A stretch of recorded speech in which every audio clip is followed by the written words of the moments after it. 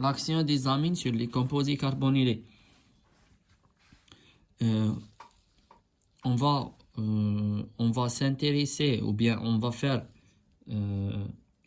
un seul mécanisme pour 4 réactions. Donc pour 4 réactifs, on va faire un seul mécanisme. On va raisonner d'une façon ou bien d'une façon générale, puis on va préciser à la fin de mécanisme chaque produit obtenu. Donc la première partie des additions des amines sur les composés carbonylés, c'est, je vais la noter A, la partie A. On a un composé carbonylé plus un amine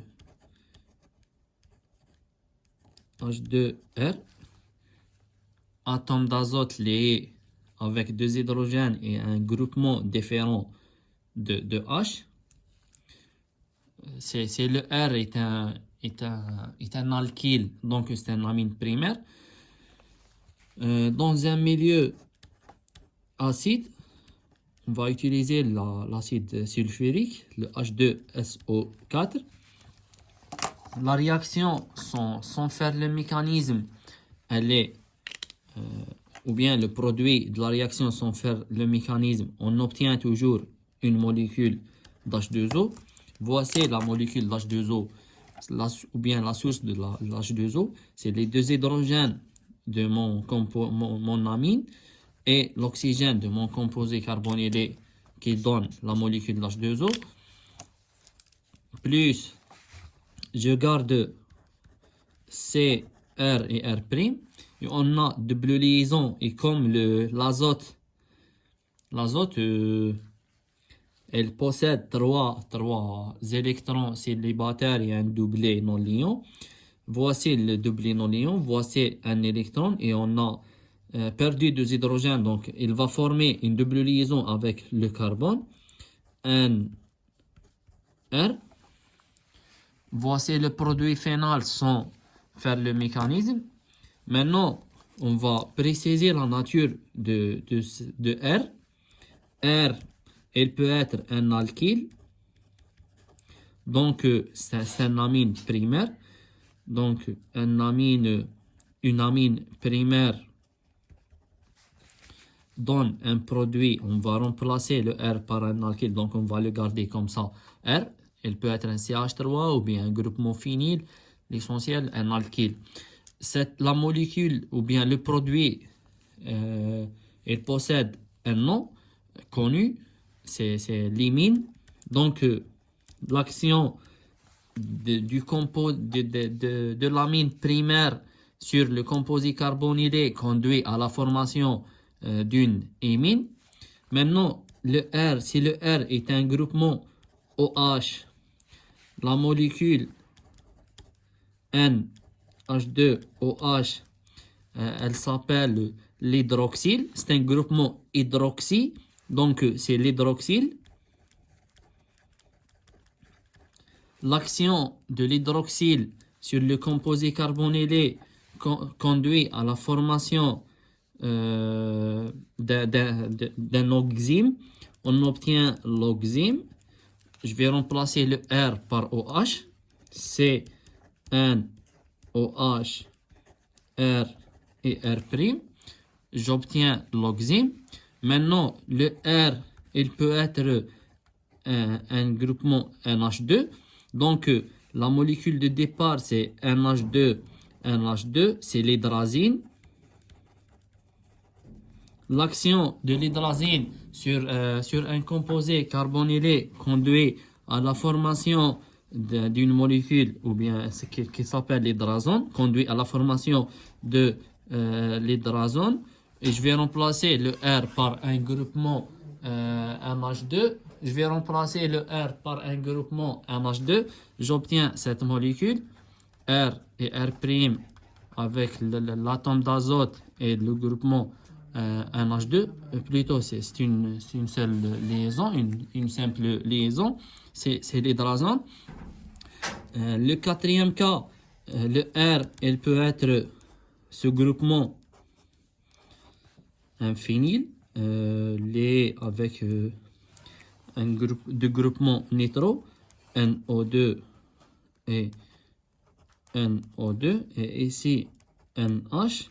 Donc la molécule de départ c'est NH2, NH, NO2, NO2, c'est le DNPH. Le DNPH, c'est le groupe, c'est le dénitrophénylhydrazine. Dénitrophénylhydrazine. On obtient la molécule suivante. Donc, on va remplacer le R par ce groupement. Maintenant, on va faire le mécanisme réactionnel en résonnant avec le R. Puis, à la fin, dans la réaction avec l'hydroxyle, donc la réaction avec l'amine primaire, c'est numéro 1. La réaction avec l'hydroxyle, c'est la réaction numéro 2. L'oxyme, dans des conditions réactionnelles, il va subir une autre réaction. On va la faire. L'hydrazine, donc numéro 3, avec l'hydrazine, aussi, on va faire la suite de cette réaction. Donc, on va raisonner sur le R pour aller à l'imine et à l'oxyme et à l'hydrazone et aussi au produit de l'action du DNPH avec le groupement carbonylé. Puis, on va continuer de réactions qui sont les réactions du groupement du composé carbonylé avec l'hydroxyle et avec l'hydrazine. On va discuter autre chose.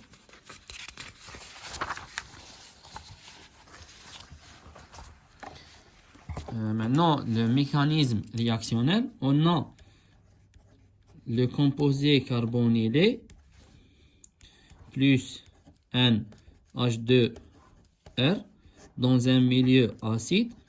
Donc, c'est une catalyse acide. On a dit que dans la catalyse acide, la première étape à suivre, c'est l'activation de la fonction carbonylée. L'activation de la fonction carbonylée due au caractère basique du DNL de l'oxygène de la fonction carbonylée. Donc, le DNL va capter le proton acide. On obtient CO plus H, R' et R. Maintenant, une addition nucléophile, on a activé la fonction.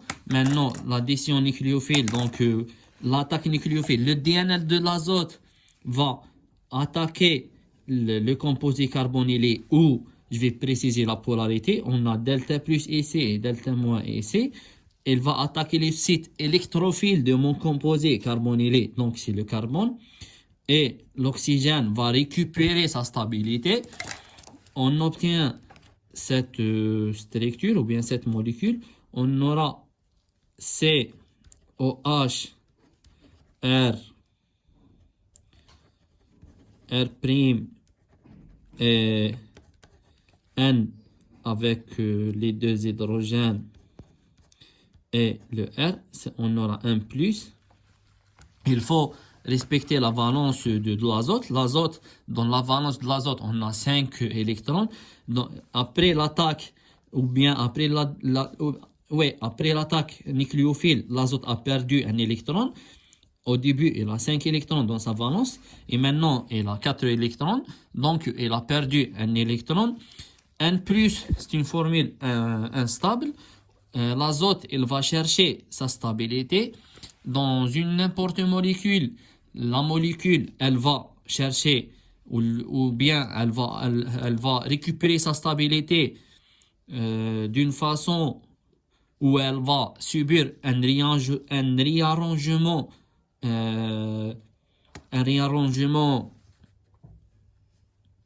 intermoléculaire. Donc, sans utiliser ou bien sans utiliser une autre molécule ou bien un autre catalyseur. Si dans la molécule, on n'a pas un process qui nous donne le réarrangement qui va récupérer la stabilité, on va utiliser un catalyseur ou bien une autre molécule. Donc, comme l'oxygène, cet oxygène, le DNA de l'oxygène possède un caractère basique, donc il va capter un proton d'une molécule. Donc, une prototropie dans cette étape, une prototropie. Donc, on va capter un proton de l'azote et l'azote va récupérer sa stabilité. Qu'est-ce qu'on obtient? On aura cette structure COH, OH et plus de la charge de l'oxygène avec un R' et l'azote a récupéré sa stabilité. Mais j'ai le problème de l'oxygène qui a perdu un électron. Comment on va récupérer la stabilité de la molécule? Toujours, il y a une solution pour récupérer la stabilité intermoléculaire sans utiliser le catalyseur ou bien une autre molécule. On va la faire. Et on a aussi maintenant on a le DNL de l'azote. Donc le DNL va descendre et la libération de la molécule H2O. Donc on obtient moins H2O ici, la perte de la molécule d'H2O. L'azote a perdu un électron, donc c'est plus ici, a perdu sa valence, C, R et R'.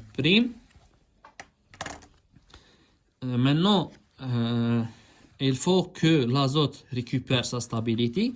Maintenant, c'est le rôle du catalyseur. Au début, on a utilisé l'acide sulfurique. Donc, dans le milieu réactionnel, on a la base conjuguée de l'acide sulfurique, c'est le HSO4-. La base conjuguée, elle va capter le proton lié avec l'azote. Donc, on a la régénérescence du catalyseur. La base va capter cette proton et l'azote va récupérer sa stabilité. On obtient un R double liaison ici R et R'. Et on a arrivé au stade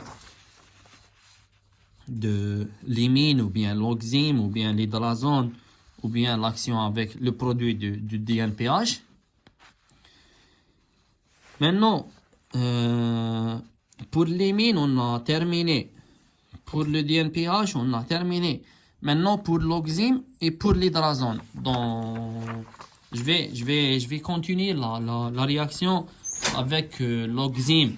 Donc, maintenant, on a commencé avec un groupement R qui est un groupement hydroxy.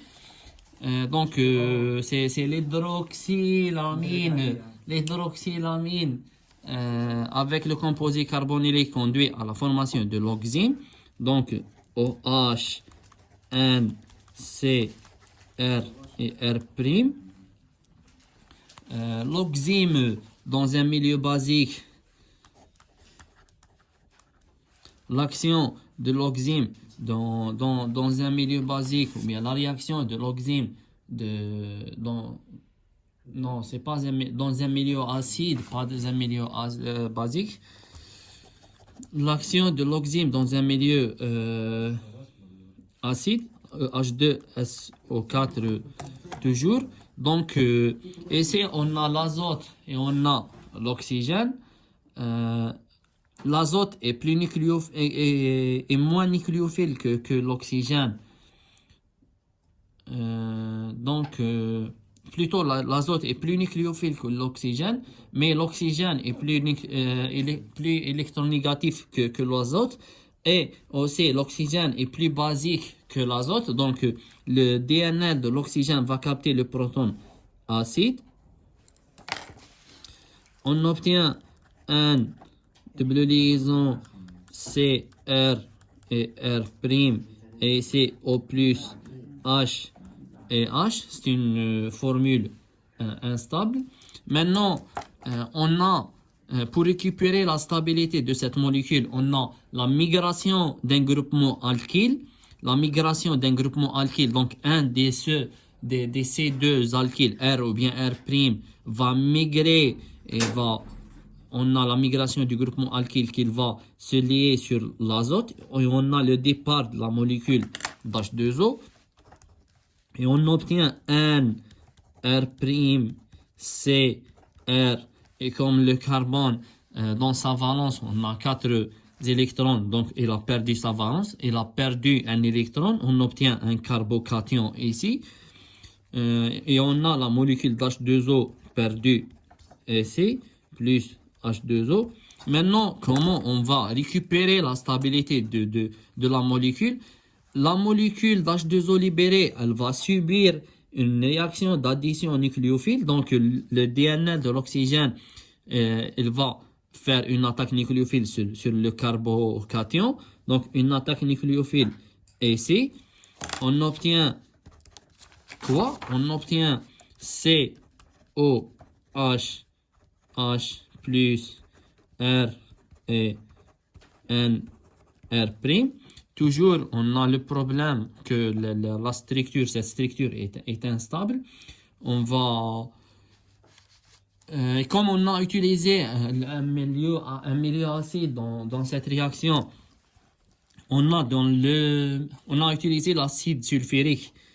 Donc, on a dans le milieu la base conjuguée, c'est la HSO4-. On a la redégénérescence de l'acide, de catalyseur. La base, elle va capter le proton acide et l'oxygène va récupérer sa stabilité. On obtient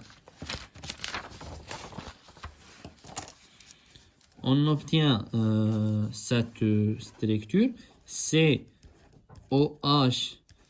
R N R' et la régénérescence de catalyseur, l'acide sulfurique. Cette formule c'est une formule énolique. On peut dire que c'est une formule énolique. On a énol, une fonction alcool plus une insaturation. Et on a, ou bien on sait que la formule, la forme énolique, elle est en équilibre avec la forme cétonique. Comment on va réarranger? On va faire un réarrangement intermoléculaire ici. Donc, la liaison entre l'oxygène, on a la rupture de cette liaison et la formation de la fonction carbonylée ici. Ou bien on va commencer par l'azote. L'azote va capter le proton H+. La double liaison, cette liaison, elle va former une double liaison. Elle va descendre ici pour former une double liaison CO. Et comme le carbone ne peut pas être lié avec 5 liaisons, et l'azote a perdu un électron, donc il va chercher sa stabilité, cette double liaison va monter sur l'azote. C'est un réarrangement intermoléculaire. On obtient un DNL ici, R', C, avec le proton capté et la fonction CO et R. On obtient une fonction amide. Donc, l'action de l'hydroxyle amine sur le composé carbonylé conduit à un oxyme. L'oxyme, dans un milieu acide, va donner une amide. Maintenant, pour l'hydrazine, c'est le NH2. C'est la réaction, ou bien on a la réaction entre l'hydrazine et un composé carbonylé. Et on a la condition que qui dit que le composé carbonylé est en excès. Si on a un excès de composé carbonylé, le produit de cette réaction avec le même mécanisme, mais on va faire le mécanisme deux fois dans les deux côtés. Donc, on obtient, si on va faire la réaction sans mécanisme, on a, comme si on a deux fois cette molécule, on a donc un oxygène avec H2 et un autre oxygène d'une autre fonction carbonylée avec ce H2. On obtient deux molécules d'H2O plus le premier azote, il va se lier avec un carbone ici et R', et le deuxième azote, il va se lier ici avec un autre composé carbonylé. Donc, comme on a fait le même mécanisme sur un seul NH2, on va le faire avec les deux pour... si on a une réaction mol à mol, on obtient l'hydrazone. Si on a un excès de composé carbonylé, on obtient cette formule ou bien cette molécule, c'est l'azine. Maintenant, si on a ou bien l'hydrazone est obtenu après l'action de l'hydrazine avec un composé carbonylé d'une réaction stoichiométrique. Donc une mole avec une mole. Voici l'hydrazone, c'est CR' et NH2. L'hydrazone dans un milieu basique, en présence d'une base forte. L'action d'une base sur l'hydrazine conduit à un produit qui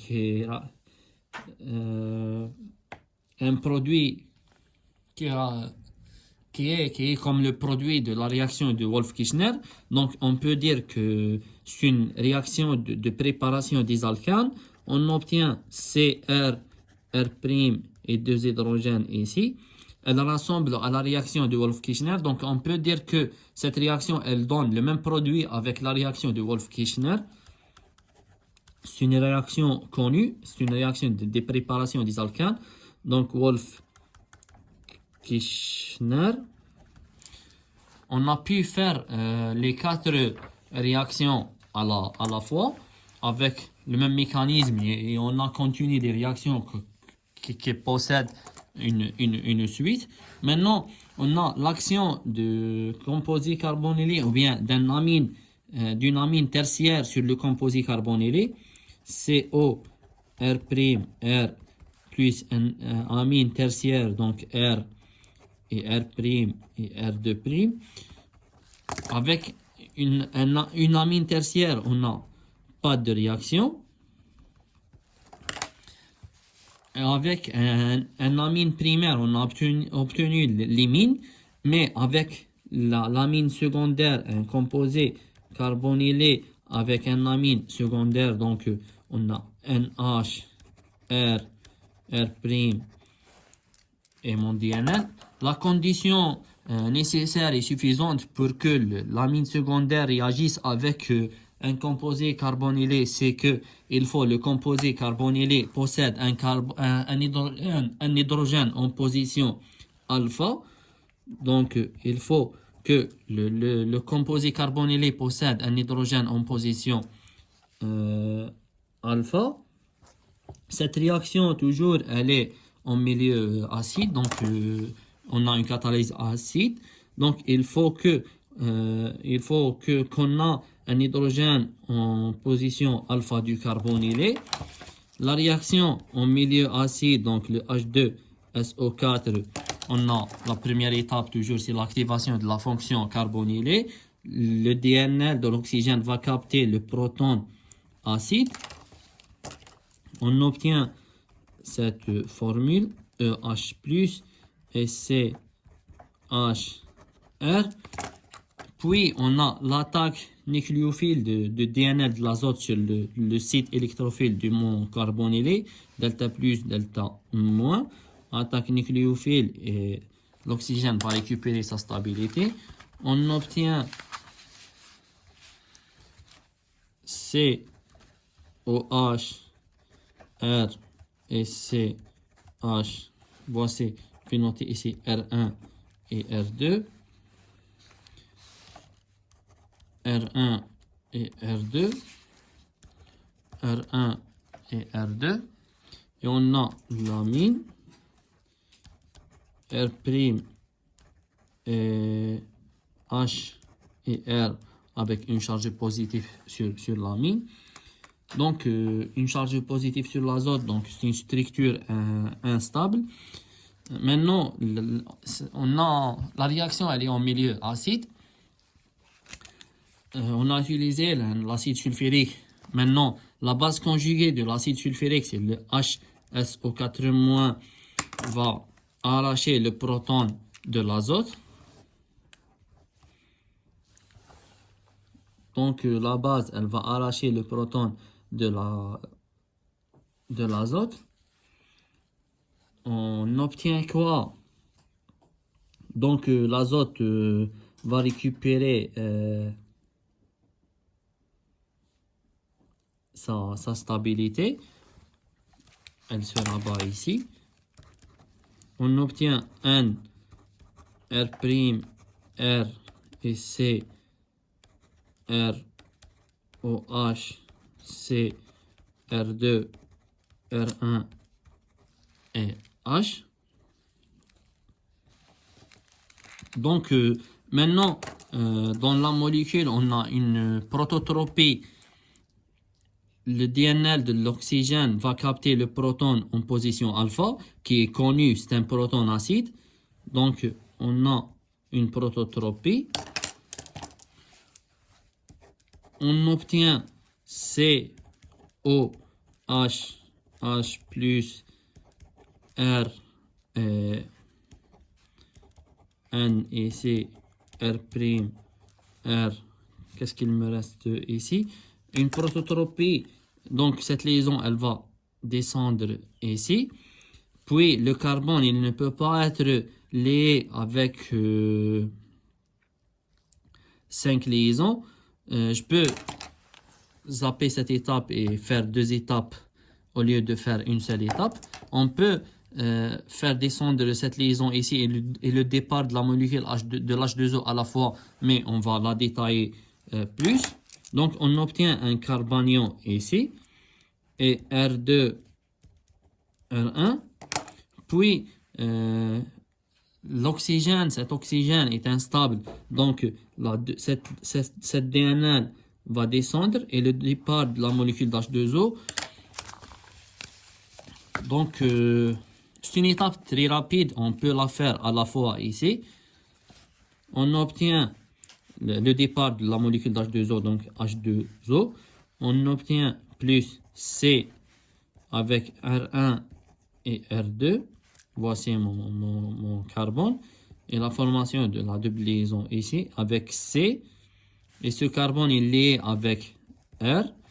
Le départ de l'H2O. Et le reste, c'est N, R' et R. Cette molécule, c'est le produit final. On a, elle s'appelle N-amine, N-amine, N-amine, donc une N-saturation, donc N-amine. Et c'est toutes les réactions qu'on a avec c'est toutes les réactions qu'on a avec les amines.